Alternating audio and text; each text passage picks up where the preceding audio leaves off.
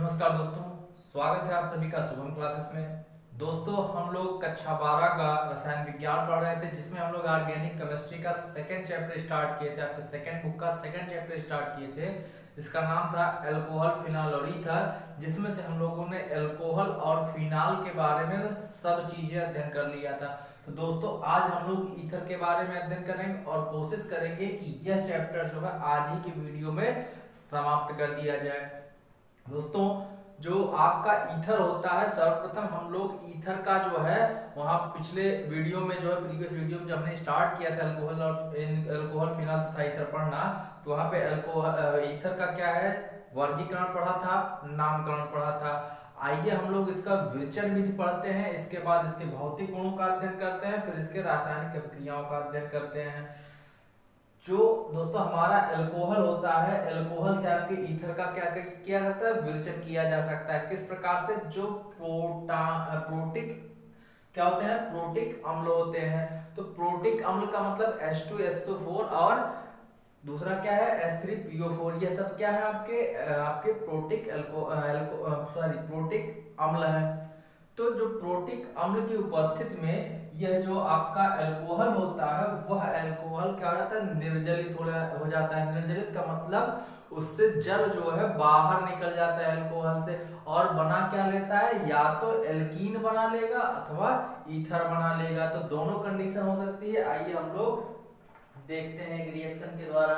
देखिए, जैसे आपका यह कोई एक हमने ले लिया अल्कोहल, क्या ले लिया, अल्कोहल CH3 CH2 OH, यह क्या आपका अल्कोहल है, मेथनॉल है। ठीक है, अब देखिए एक कंडीशन में क्या होगा, यहाँ से H और यहाँ का H2O दोनों मिल जाएंगे, सॉरी यहाँ का H यहाँ का OH दोनों मिल जाएंगे, तो क्या बना लेगा, H2O बना लेगा। मतलब निर्जलीकरण हो गया, जल बाहर निकल गया। जब जल बाहर निकल जाएगा तो बचेगा कि यहाँ पर CH2 यहाँ पर CH2, इसका मतलब कार्बन कार्बन के बीच में डबल बॉन्ड पाया जाएगा, कार्बन कार्बन के बीच में डबल बॉन्ड, और ये H2 और ये H2। इसका मतलब यह क्या हो गया, आपका एल्कीन में कन्वर्ट हो गया। एक तो जो है निर्जलीकरण के द्वारा आपका किस में कन्वर्ट हो जा रहा है, एल्कीन में कन्वर्ट हो जाता। दूसरा वहीं पर आपने पढ़ा कि निर्जलीकरण के द्वारा ही ईथर का निर्माण होगा। ईथर का निर्माण कैसे होगा, देखिए जैसे आपका CH3 CH2 OH है, इसके आपने दो मॉलिक्यूल ले लिए। क्या ले लिया हमने CH3 CH2 OH, ठीक है, प्लस HO CH2 CH3, ठीक है, यही तो हमने लिया CH3 CH2 OH, CH3 CH2 OH। हमने इसका क्या ले लिया, दो मॉलिक्यूल ले लिया। जब हम लोग इसके दो मॉलिक्यूल को लेंगे तो क्या होगा, हमारा एक H यहाँ से और यहाँ से OH क्या कर जाएगा, निकल जाएगा जल के रूप में। किसके रूप में, जल के रूप में निकल जाएगा। जब जल के रूप में निकल जाएगा तो फिर बचेगा क्या, हमारा CH3 CH2O CH2 CH3, क्या बचेगा, CH3 CH2O CH2 CH3। इसी को तो भैया आप लोग क्या बोलते हैं, ईथर बोलते हैं। तो इस प्रकार से आप लोग देख रहे हैं निर्जलीकरण के द्वारा एल्कीन का निर्माण हो गया और ईथर का निर्माण हो गया। अल्कोहल के आप जब विधि पढ़ रहे थे तो उससे जो है आपने रासायनिक विधि जब पढ़ा था तो निर्जलीकरण के द्वारा क्या पढ़ा था, एल्कीनों का निर्माण करते थे। इसके लिए एक बार हम लोग देख लेते हैं। वैसे तो हम लोग इसको पढ़ चुके हैं, लेकिन फिर भी जो है इसको हम लोग एक बार देख ले रहे हैं। यह आपका हाइड्रोजन, यहाँ आपका हाइड्रोजन, ये आपका हाइड्रोजन, ठीक है, CH3 हो गया, फिर आपका CH2 हो गया, यह O और यह H। ठीक, अब क्या होता है भैया, जो यह OH है, ठीक है, यहाँ से यह हाइड्रोजन अपने इलेक्ट्रॉनों को यहाँ सौंप देगा बॉन्डिंग बनाने के लिए। ठीक है, और जब यहाँ पे ये डबल बॉन्ड बनाएंगे तो स्वयं ये चला जाएगा इस ऑक्सीजन के साथ, यहाँ पर जाकर के जुड़ जाएगा, और नेक्स्ट स्टेप में क्या बना लेगा, यहाँ पर CH double bond CH2 single bond क्या बना लेगा, O और ये आपका H। ठीक है भैया। अब जब कुछ इस प्रकार की संरचना बना लेगा तो यहाँ से आपका ये पूरा OH क्या कर जाएगा, OH2 जो है निकल जाएगा, अर्थात यहाँ से निर्जलीकरण हो जाएगा। अब जब H2O के रूप में निकल गया तो ये बचा क्या आपका, जो रिमेनिंग बचेगा वही तो होगा आपका CH2 डबल बॉन्ड CH2, यही तो बना। तो यह आपका बन गया क्या, अल्कोहलों के निर्जलीकरण से आपका एल्कीन या तो बन जाएगा अथवा जो आपको ईथर प्राप्त हो जाएगा। बात समझ में आई भैया? आपके अल्कोहलों के निर्जलीकरण से क्या बन गया आपका, एक तो आपका एल्कीन बन गया, दूसरा आपका ईथर बन गया। ठीक है, चलिए इसके आगे हम लोग देखते हैं ईथर जो बन रहा है उसकी क्रिया विधि कैसे चलती है। ठीक है, थोड़ा सा इसके हम मैकेनिज्म को देख लेते हैं। तो आइए देखते हैं कि जो आप लोग ईथर बना रहे हैं उस ईथर का जो निर्माण हो रहा है उसका क्रिया विधि किस प्रकार से चल रही है। ठीक है दोस्तों, तो चलिए स्टार्ट करते हैं हम लोग। आपने कहा अभी अभी आपने कहा कि जो प्रोटिक अम्ल होंगे उनकी उपस्थिति में क्रिया होगी। ठीक है, तो जब प्रोटिक अम्ल की उपस्थिति में होगी अर्थात क्या होगा, जो आपका CH3 CH2 OH है, ठीक है, क्या है, यही है। अब इसमें क्या होगा, H+ की क्रिया होगी। जब H+ की क्रिया होगी तो जाकर के ये H+ यहाँ पे जुड़ जाएगा ऑक्सीजन के साथ, बना क्या लेगा, CH3 CH2 OH, और इसके साथ है क्या, हाइड्रोजन जुड़ गया, यहाँ पर पॉजिटिव चार्ज आ जाएगा भैया। ठीक, अब नेक्स्ट स्टेप में क्या होगा, नेक्स्ट स्टेप में यह क्या आपका जो प्रोटिक अल्कोहल बन चुका है ना, इस स्टेप में आपका यह प्रोटिक अल्कोहल बन चुका है। अब प्रोटिक अल्कोहल का क्रिया दोबारा से हम किससे कराएंगे, दूसरे अल्कोहल से कराएंगे। इसका मतलब इसकी क्रिया हम किससे करा दे रहे हैं, CH3 CH2 OH के साथ करा दे रहे हैं। बात समझ में आई? अब इसकी क्रिया किससे करा दे रहे हैं, CH3 CH2 OH से करा दे रहे हैं। अब जो OH वाला है ये कार्बन, ठीक है, OH वाला जो यह कार्बन है इसी से आकर के आपका जो है, इसी से आकर के क्या अटैच होता है, आपका जो है OH वाला कार्बन से आकर के यह ग्रुप जो है अटैच हो जाता है। ठीक है, और यहाँ से यह अपने इलेक्ट्रॉनों को यहाँ क्या कर लेता है, शिफ्ट कर लेता है, और H2O के रूप में क्या कर जाता है, बाहर चला जाता है। और इसके बाद यह आकर के कहाँ अटैक कराएगा, इसके ऑक्सीजन पे अटैक करेगा। जो OH ग्रुप का ऑक्सीजन इसके ऑक्सीजन पे आकर के अटैक करता है। जब अटैक करेगा तो फिर बनाएगा क्या, आइए हम लोग देखते हैं। जब अटैक करेगा तो बनेगा क्या, अब देखिए यह है आपका CH3, फिर अगला है CH2, ठीक है, O यहाँ से H जुड़ा हुआ है। अब ये CH2 जाकर के यहीं से जुड़ गया, अब ये हो गया CH2 CH3। अब इस पे क्या आ जाएगा, पॉजिटिव चार्ज आ जाएगा। तो फिर ये क्या करेगा, हाइड्रोजन अपने इलेक्ट्रॉनों को यहाँ डोनेट करेगा, तो जिससे ये पॉजिटिव चार्ज समाप्त हो जाएगा और खुद H+ के रूप में क्या कर जाएगा, बाहर चला जाएगा। इसका मतलब कुछ इस प्रकार की संरचना बन जाएगी, CH3 CH2 CH2 O CH2 CH3 और प्लस में क्या H+ निकल जाएगा। ठीक है, और यहाँ पर जब आप लोग देख रहे हैं कि यहाँ पर जब ये रिएक्शन हो रही थी तो यहाँ से OH भी H2O भी तो बाहर निकल रहा था, H2O मतलब यही तो निर्जलीकरण हो गया। ठीक है, तो इस प्रकार से आपका क्या बन गया, ईथर का निर्माण हो गया। ये आपका अभी जो है प्रोटिक अम्ल आपने स्टार्ट किया था इसी की उपस्थिति में, तो प्रोटिक अम्ल आपको प्राप्त। चलिए दोस्तों, आपकी दूसरा जो निर्माण विधि है, विरेचन विधि है, वह है विलियमसन संश्लेषण। तो इसमें क्या होता, असममित ईथर और सममित ईथर की बनाने की यह जो है प्रयोगशाला विधि है। जो विलियमसन सिंथेसिस है, यह ईथर को चाहे आपका असममित ईथर हो या जो है सममित ईथर, इसको बनाने की क्या है, प्रयोगशाला विधि है। इसमें क्या होता है, एल्किल हाइलाइड पर एल्कोक्साइड आयन क्रिया करता है और क्रिया करके किसका, ईथर का निर्माण करता है। अच्छा, इसमें दो शब्द आ रहे हैं, एक तो आ रहा असममित ईथर और एक आ रहा सममित ईथर। जिसमें आप सममित ईथर में देखते थे कि ऑक्सीजन के जो दोनों साइड के एल्किल समूह थे, दोनों क्या होते थे, समान होते थे। अगर समान है ऑक्सीजन के दोनों साइड के एल्किल ग्रुप तो इसको हम बोलते हैं सममित ईथर। वहीं पर एक जो R है तो दूसरा क्या R डैश, इसका मतलब दोनों एल्किल ग्रुप असमान है तो इसको हम लोग क्या बोलते थे, असममित ईथर, मतलब समान रहे दोनों एल्किल समूह तो इसको सममित ईथर, और एक ग्रुप दूसरे से असमान रहे एल्किल ग्रुप से तो क्या बोलेंगे, असममित ईथर। बात समझ में आई भैया? तो सममित ईथर और असममित ईथर हमने जब वीडियो स्टार्ट किया था, इसका वर्गीकरण पढ़ाया था, तभी बताया था। ठीक है, तो कह रहा है कि आपका एल्किल हैलाइड, कौन? Alkyl halide. एल्किल हैलाइड का मतलब क्या? RX हो गया, यही तो आपका एल्किल हैलाइड है।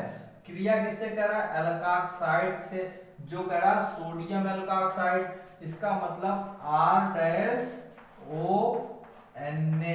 ठीक है, R-ONA से क्रिया करेगा। ठीक है, और बनाएगा क्या? क्या बनाएगा भैया? कह रहा है कि जब R-ONA से क्रिया करेगा, यानी कि एल्काक्साइड आयन से क्रिया करेगा, भैया यहाँ पर क्या होगा? पोलैरिटी डेवलप होगी ऑक्सीजन और सोडियम में। तो यहाँ पर पार्शियली पॉजिटिव, यहाँ पे पार्शियली नेगेटिव चार्ज आ जाएगा। अब क्या होगा? आपका जो Na है, इसको थोड़ा सा हम लोग ट्विस्ट करके लिख सकते हैं। कैसे लिख सकते हैं आइए देखते हैं। ठीक है, RONA को आप लोग कैसे लिख सकते हैं? ऐसे लिख सकते हैं NaOR-। ठीक है, अब यहाँ पर क्या है? नेगेटिव, यहाँ पे पार्शियल पॉजिटिव चार्ज आ जाएगा।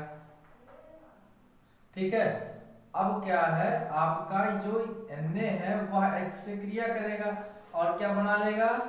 NaX बना लेगा, और वहीं पर ROR- बन जाएगा भैया।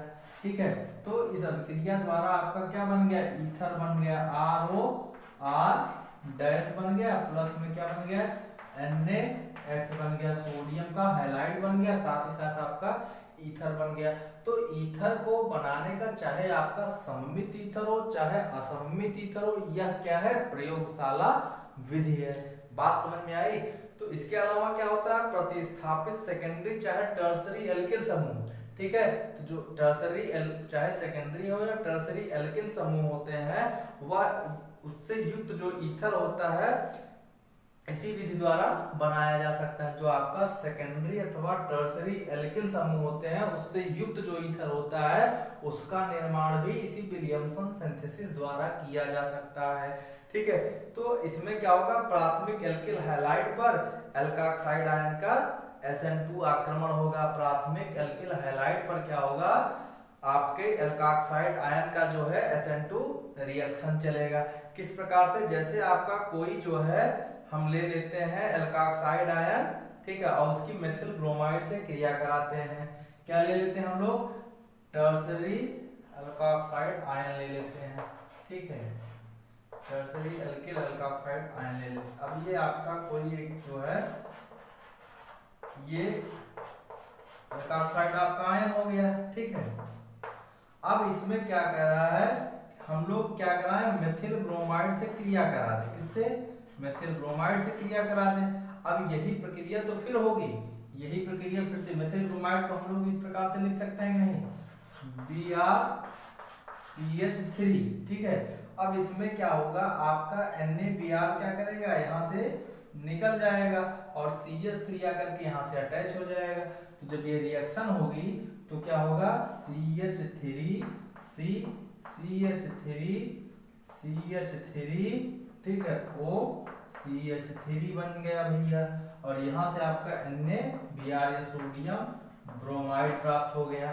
ठीक है, अब आप देख रहे हैं कि यह क्या है? एक क्या? असममित ईथर है। ठीक है, तो इसी प्रकार से हम लोग विलियमसन सिंथेसिस द्वारा प्रयोगशाला में जो है आपके ईथर, चाहे वह क्या हो, चाहे वह जो है आपका सममित ईथर हो चाहे असममित ईथर हो, इसका निर्माण कर सकते हैं। ठीक है, अगला आपकी रिएक्शन है, फिनाल को भी ईथर में परिवर्तित किया जा सकता है। फिनाल को क्या है? ईथर में परिवर्तित किया जा सकता है। कैसे? फिनाल का उपयोग फिनाक्साइड अर्धांश के रूप में किया जाता है। जैसे आपका जो फिनाल है, फिनाल का जो सूत्र होता है वह जो है क्या होता है? फिनाल की क्रिया जब हम लोग सोडियम हाइड्रोक्साइड के साथ कराते हैं, कैसे? जैसे आपका यह क्या है? आपका एक जो है फिनाल है, यही तो आपका फिनाल है भैया, यही तो आपका फिनाल है। इसकी क्रिया किससे करा रहे हैं? सोडियम हाइड्रोक्साइड के साथ करा रहे हैं। ठीक है, तो यहाँ पर क्या होता है?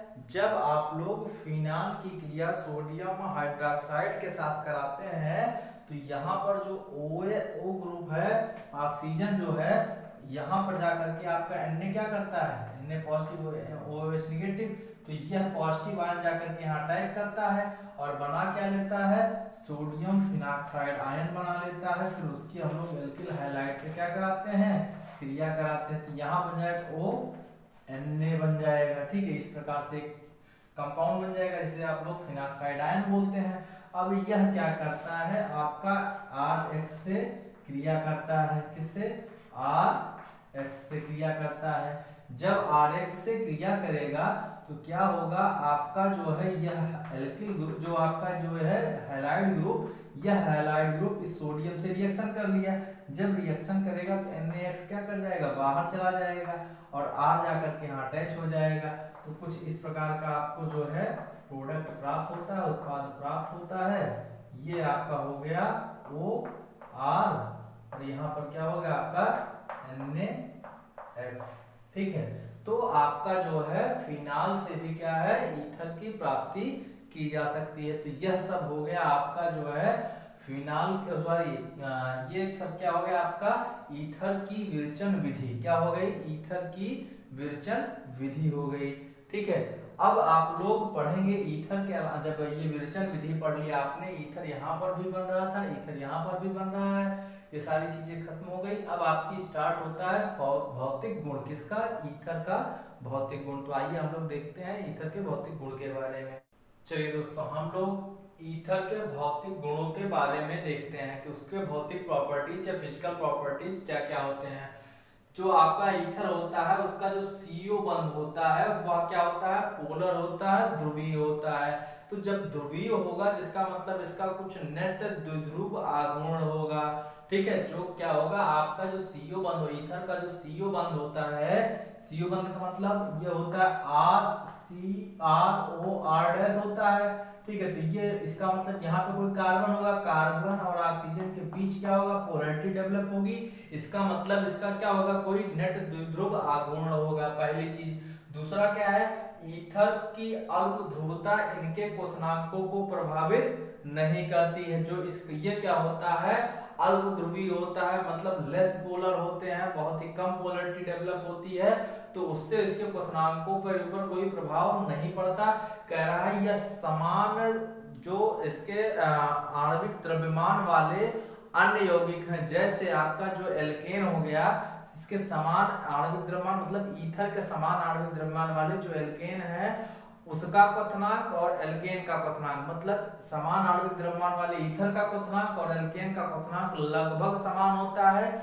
जबकि उसी आणविक द्रव्यमान का अगर कोई अल्कोहल होगा तो उसका जो क्वथनांक होगा वह बहुत ही ज्यादा होगा। तो आइए हम लोग एक एग्जांपल के थ्रू इसको समझने की कोशिश करते हैं। जैसे हम लोग पहले क्या ले रहे हैं, एक एल्केन, यहाँ पे एक लेंगे एल्केन लेंगे, क्या लेंगे, एक एल्केन लेंगे, इसके बाद एक जो हम लोग ईथर लेंगे, ईथर के बाद फिर क्या लेंगे, एक जो है एल्कोहल लेंगे। ठीक है, एल्कोहल लेंगे। तो हम लोग इसके बाद पहले इसका सूत्र लिखेंगे, फिर इसके बाद आणविक द्रव्यमान लिखेंगे, क्या लिखेंगे, आणविक द्रव्यमान लिखेंगे। और इसके बाद आणविक द्रव्यमान लिखने के बाद क्या करेंगे, हम इसका जो है क्वथनांक लिखेंगे, क्या लिखेंगे, क्वथनांक लिखेंगे भैया। चलिए तो देखते हैं इसका जो है, ठीक है दोस्तों। तो आपका एल्केन हम ले रहे हैं, कोई एक जो है CH3 फिर CH2 का होल थ्राइस CH3, बात समझ में, CH3 CH2 का होल थ्राइस, इसके बाद CH3, इसका मतलब यह क्या हो गया, पेंटेन हो गया कि नहीं हो गया, पेंटेन हो गया ना भैया, यह आपका पेंटेन हो गया। अब आप एक ईथर ले लीजिए, ईथर क्या ले रहे हैं, ले रहे हैं मान लीजिए C2H5O C2H5 ले रहे हैं। अच्छा, एल्कोहल आप लोग क्या लेंगे, एल्कोहल आप लोग ले लीजिए, इसका जो है ब्यूटेनॉल ले लीजिए। ब्यूटेनॉल का क्या होता है, CH3 CH2 का होल थ्राइस, CH2 का होल थ्राइस OH, ये आपका ब्यूटेनॉल हो गया। आपने तीन, एक एल्केन ले लिया, एक ईथर ले लिया, एक एल्कोहल ले लिया। अब अच्छा इसका आणविक द्रव्यमान निकाला जाए तो 1 और 3 यहाँ पर, तो एक यहाँ 3 यहाँ से, एक यहाँ से 4 और एक ये 5, 5 कार्बन, 5 कार्बन का मतलब 12 गुणे 5 कार्बन का हो गया 60। और आप देख रहे हैं 3 दूना 6 हाइड्रोजन, 6 3 9 और 9 3 12 हाइड्रोजन, 60 और 12 क्या हो गया आपका 72 आ जाएगा। ठीक है, तो 72 इसका क्या हो जाएगा, आणविक द्रव्यमान 72 हो जाएगा। यहीं पर इसके केस में देखते हैं तो 2 2 4 हाइड्रोजन हो गए, 4 हाइड्रोजन का मतलब 48 हो गया। अच्छा 16, एक ऑक्सीजन है तो इसका 16 हो जाएगा, 48 से 54 10 64 हो गया। अच्छा 5 हाइड्रोजन इधर, 5 हाइड्रोजन इधर, इसका मतलब 10 ये हो गया। तो 54 10 64 और 10 64 10 74, इसका आणविक द्रव्यमान जो है आपका डाइएथिल ईथर का हो जाएगा 74। वहीं पे आपके अल्कोहल का कितना होगा, 3 कार्बन इधर, 1 कार्बन इधर, 4 कार्बन, 4 कार्बन पर 48 हो गया। और इसके बाद आपका क्या है, एक ऑक्सीजन 16, 3 गुना 6 हाइड्रोजन, 6 3 9 हाइड्रोजन, एक 10 हाइड्रोजन, तो 48 16 10, यही वाला तो हो गया 48 16 10। ये इसका मतलब इसका जो है आणविक द्रव्यमान 74 हो गया। तो आप देख रहे हैं कि आणविक द्रव्यमान लगभग समान है, लेकिन जो इनके क्वथनांक होते हैं वह एल्केन का होता है 309 डिग्री, ठीक है केल्विन, ईथर का होता है 360.5 डिग्री केल्विन, ठीक, जबकि आपके अल्कोहल का होता है 390 डिग्री केल्विन।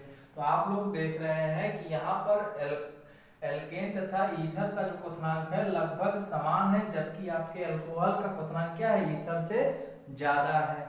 बात समझ में आई? चलिए, तो आपका दूसरा पॉइंट यहाँ पर क्लियर होता है। अब आपका तीसरा पॉइंट आता है, ईथर की जल में घुलनशीलता एल्कोहलों के समान होती है। कह रहा है जो आपका एल्कोहल और ईथर में जो है क्वथनांकों में डिफरेंस था, लेकिन जो जल में घुलनशीलता होगी, जल में जो विलेयता होगी, वह ईथर की एल्कोहल के लगभग समान होती है। जैसे कह रहा है एथॉक्सीमेथेन, एथॉक्सीमेथेन तो यहीं पे लिया था एथॉक्सीमेथेन, एथॉक्सीमेथेन तथा ब्यूटेनॉल दोनों लगभग समान रूप से जल में विलेय हैं। तो कह रहा है जो आपका एथॉक्सी एथेन है और आपका जो ब्यूटेनॉल है, यह कह रहा है दोनों जल में लगभग समान रूप से विलेय होंगे। अर्थात जो है इसमें क्या बनेगा, देखिए क्या होता है कि जो आपका क्वथनांकों में डिफरेंस होता है वह हाइड्रोजन बॉन्डिंग के कारण होता है। क्यों? क्योंकि आपके अल्कोहल में हाइड्रोजन बॉन्डिंग पाई जाती है, जबकि ईथर में हाइड्रोजन बॉन्डिंग नहीं पाई जाती, इसलिए यहाँ पे क्वथनांकों में डिफरेंस आ गया था। जबकि क्या है, आपका जो अल्कोहल है वह भी जल के साथ, अणुओं के साथ हाइड्रोजन बॉन्डिंग बनाएगा, साथ ही साथ आपका ईथर भी जल के अणुओं के साथ क्या बनाएगा, हाइड्रोजन बॉन्डिंग बनाएगा। तो इसलिए यहाँ पर क्या होता है, जल में विलेयता लगभग समान होती है। एक आपको एग्जांपल दिया गया है कि यदि हम 100 ml जल में ईथर मिलाएंगे तो 7.5 ग्राम जो है घुलेगा, और वहीं पे अल्कोहल मिलाएंगे तो लगभग 9 ग्राम घुलेगा। इसका मतलब लगभग जो है इनका जो है समान आणविक द्रव्यमान वाले अल्कोहल और ईथर का जो है जल में विलेयता क्या है, लगभग समान है। जैसे आप लोग देखेंगे किस प्रकार से हाइड्रोजन बॉन्डिंग रहती है। तो यह मान लिया हमारा कोई क्या है, एक ईथर है, ROR है, ठीक है। अच्छा दूसरा हमारा जो है इसी से जुड़ा हुआ क्या है, जल है। तो जल का क्या होता है, HOH होता है, मतलब H2O होता है ना।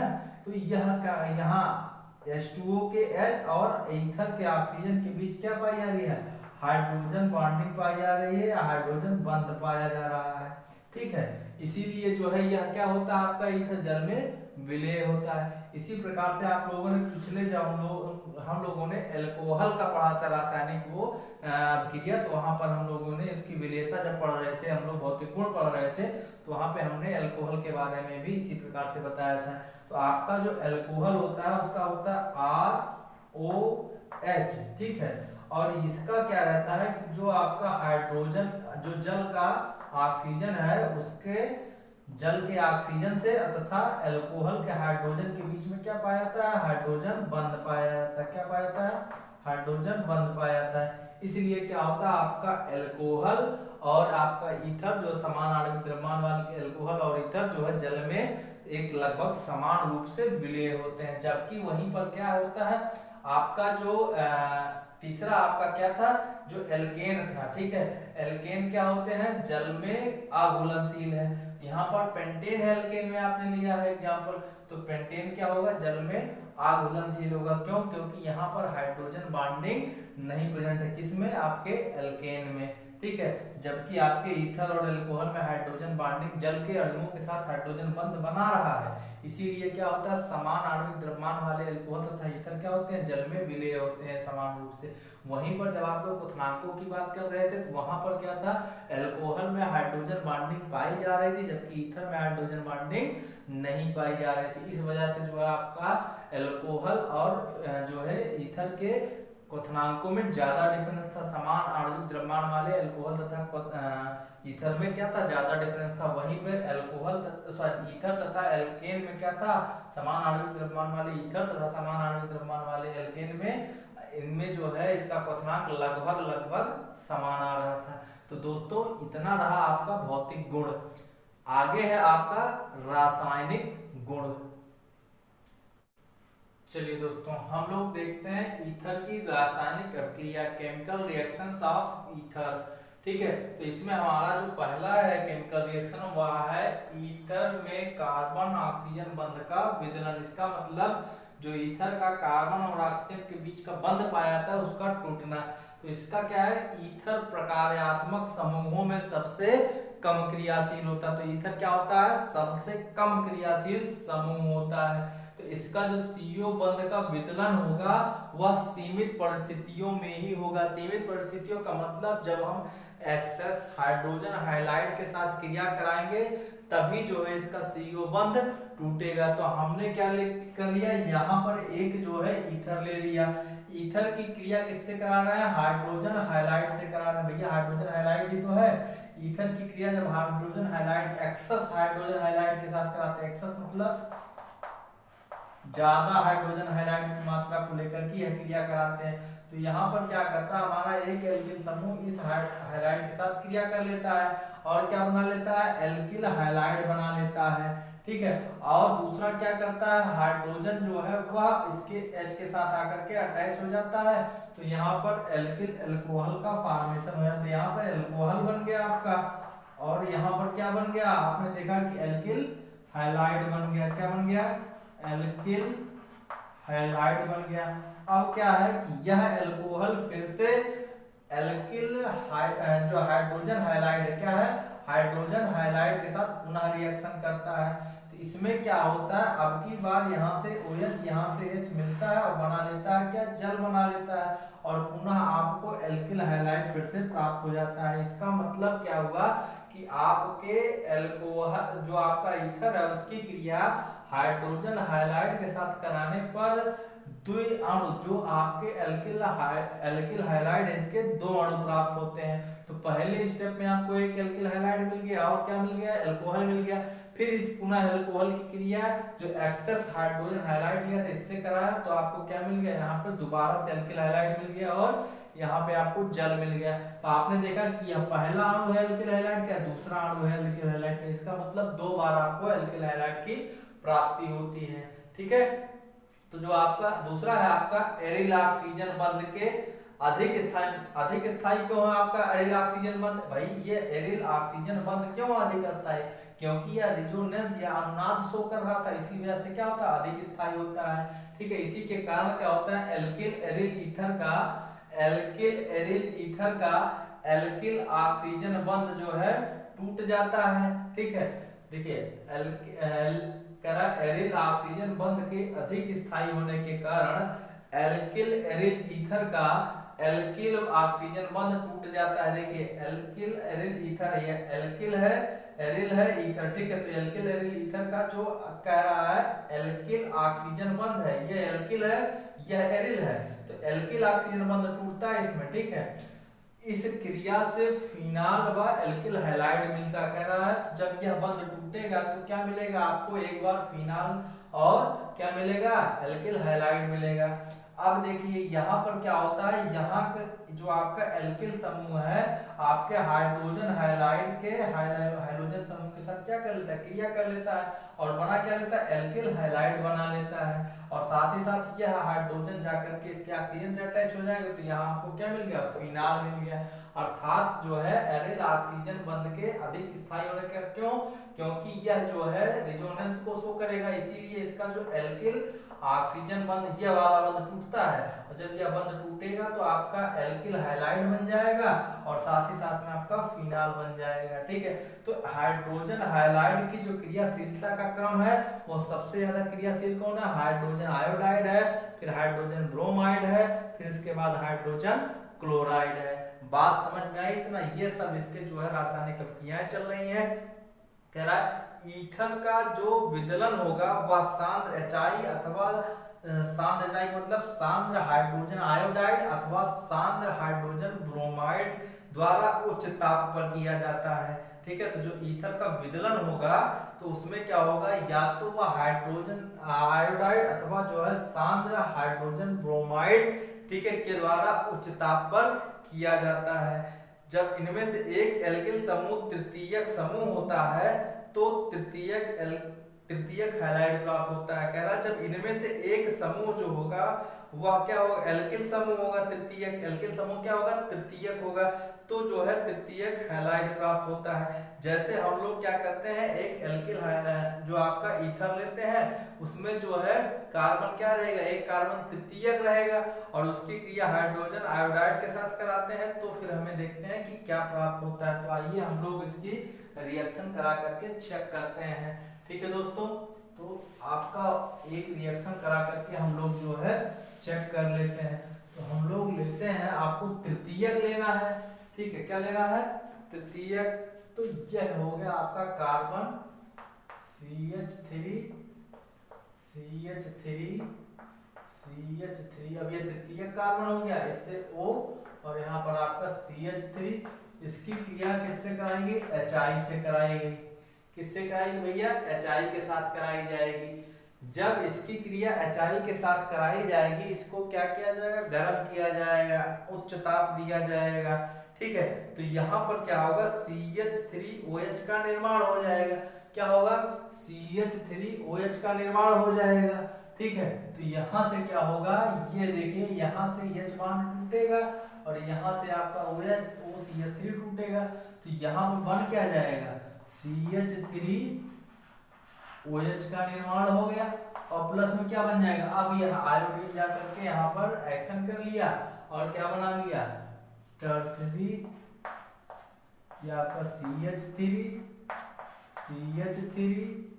CH3I, तो तृतीयक एल्किल आपका हैलाइड मिल गया, तृतीयक एल्किल हैलाइड है, तृतीयक जो है हैलाइड प्राप्त हो जा रहा है।